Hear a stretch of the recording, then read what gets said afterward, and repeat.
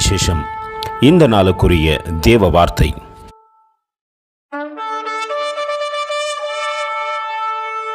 Hear, ye children, the instruction of your father, and attend to no understanding. Proverbs 4:1. కుమారులారా, తండ్రి ఉపదేశము వినుడి, మీరు వివేకము నొందునట్లు ఆలకించుడి. సామెతల గ్రంథం 4వ అధ్యాయం 1వ వాక్యం. பிள்ளைகளே, நீங்கள் தகப்பன் போதகத்தை கேட்டு புத்தியை அடையும்படி கவனியுங்கள். நீதிமொழிகள் 4:1. அன்பின் தேவ பிள்ளைகளே, இன்று கவனிப்பு குறைந்தபடியினாலே புத்தியினமாய் நடந்து கொள்கின்றோம். நம் புத்தி அடைய வேண்டுமானால் நிச்சயமாய் கவனித்து கேட்க வேண்டும் என்று வேதம் சொல்லுகிறது.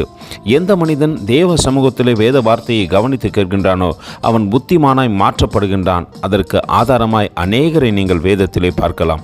நாம் கவனிக்கக்கூடாதபடிக்கு இங்கே தேவனுக்கு பிரியமில்லாத சிந்தனையோடு கூட இருப்போமானால் நிச்சயமாய் ஆவிக்குரிய வாழ்க்கையிலே எந்த நாளுமே நாம் வளர முடியாது. கவனிக்கத்தக்கதாக பரிசுத்த ஆவியானவர் இந்த காலை வேளையிலே நம்மிடத்திலே பேசுகிறார்.